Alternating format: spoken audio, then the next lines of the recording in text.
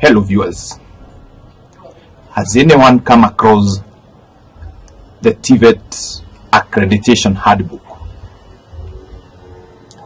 This is a handbook which is like everything for what happens in technical and vocational and education and training institutions. And this is a handbook that should be read, not only read, but also understood and implemented by all those parties concerned. Technical and Vocational Education and Training Authority has given a TVET Accreditation Handbook, which is supposed to give exactly what should happen and all stages and activities, including performance, have been already stipulated. And it is my humble request from Vocational, we promised to inform, share and educate. And this is from Vocational. And again, I would say that I am not speaking on behalf of Technical Vocational and Education and Training Authority, but we in Vocational, we are informing and passing information as per the way it is from Tveta. Why has Vocational taken this initiative? The reason why Vocational has taken this initiative is because a lot has happened in the sector of TVET. And because of that, many people are not aware. So many laws have come into play. So many changes have taken place even in the curriculum implementation. And it is catching some of us unaware. So I request that all TVET stakeholders through this presentation make a follow-up and read the entire handbook. But for the sake of the presentation, Vocational will just highlight part of the parts which we are supposed to go through. Thank you so much for being with us. We have always seen you guide. So allow me to go through some of the very sensitive areas that if a technical or TVET institution does not follow is likely to raise some eyebrows. I begin by saying that Technical and Vocational Education and Training Authority, TVETA, is a state corporation established by the TVET Act number 29 of 2013. Its mandate is to regulate and coordinate the TVET subsector through accreditation of institutions, programs, trainers, as well as assure access, quality, and equity and relevance in education and training. And because Vocational is not going to go through the entire handbook, it's only highlighting a few things and hoping that once you get this information, you follow it up to read the entire handbook for better implementation. But to continue, we are going to look at the functions of TVETA. The core functions of TVETA are as provided for in Section 7 of TVET Act number 29 of 2013. And these functions include A. Regulate and coordinate training. B. Accredit and inspect programs and courses. C. Advise and make recommendations to the Cabinet Secretary on all matters related to training. D. Determine the national technical and vocational training objectives. E. Promote access and relevance of training programs within the framework of the overall national socio-economic development plans and policies. F. Prescribe the minimum criteria for admission to training institutions and programs in order to promote access, equity, and gender parity. G. Recognize and equate qualifications awarded by local or foreign technical and vocational education institutions in accordance with the standards and guidelines set out by the authority from time to time. Then H. Develop plans and guidelines for the effective implementation of the provisions of this Act. I. Establish a training system which meets the needs of both the formal and informal sectors as provided under this Act. J. Collect, examine, and publish information relating to training. K. Inspect, license, register, and accredit training institutions. L. Advise on the development of schemes of service for training staff. And M. Assure quality and relevance in programs of training. And then N. Liaise with the national and county governments and with the public and private sector on matters relating to training.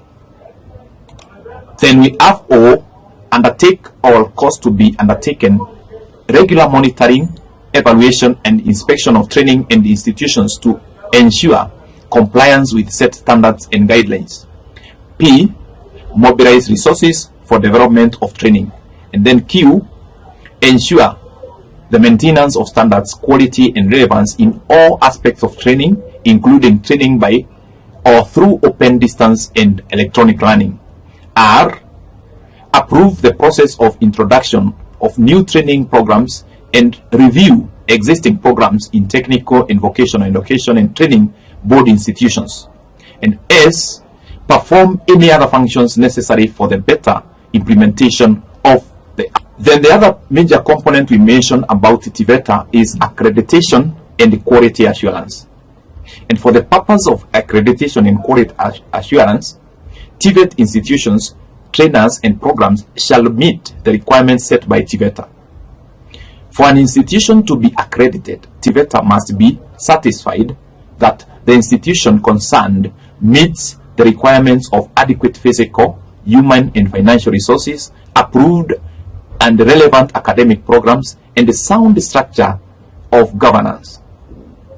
TVET trainers must have the relevant academic qualifications as provided for in the trainers qualification framework, while program must meet the CBET requirements.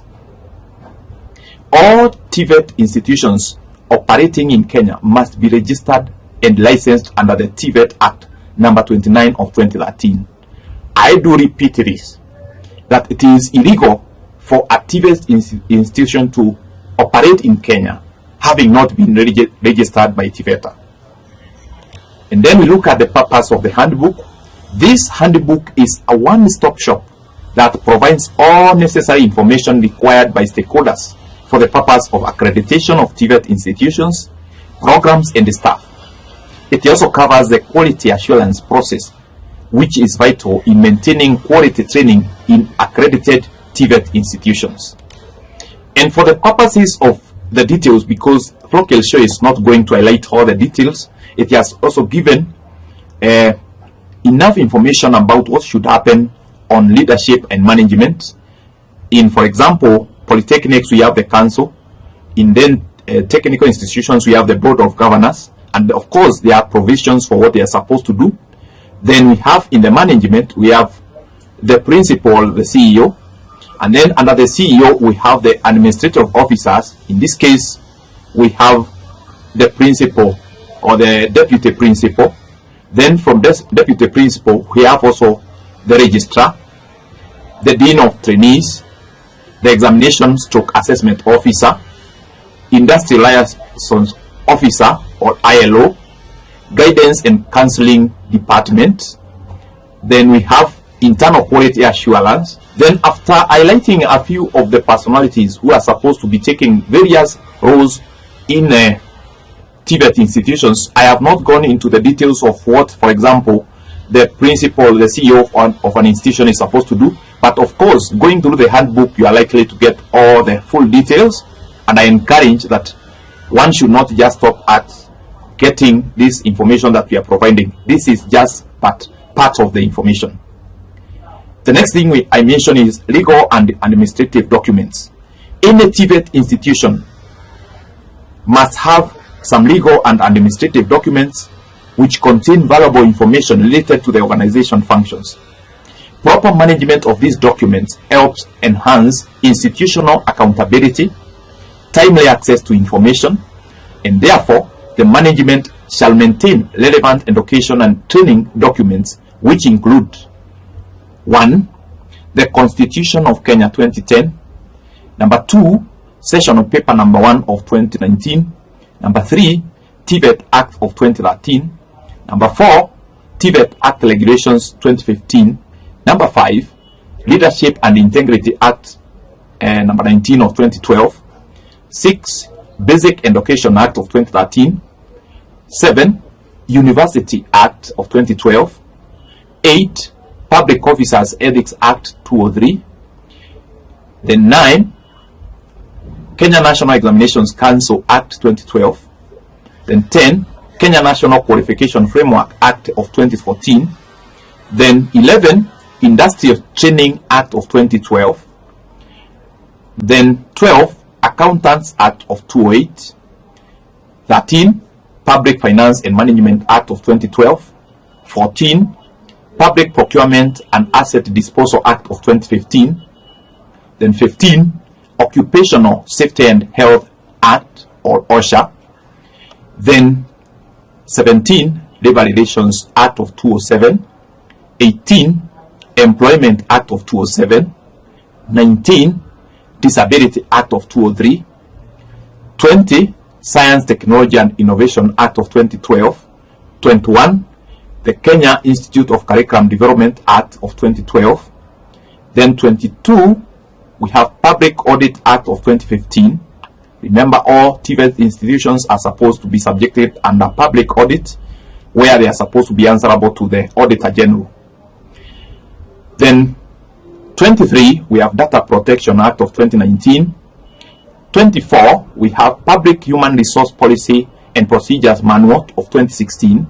And finally, we have 25, State Corporations Act of 2012. Details, like our videos and comment. Thank you so much.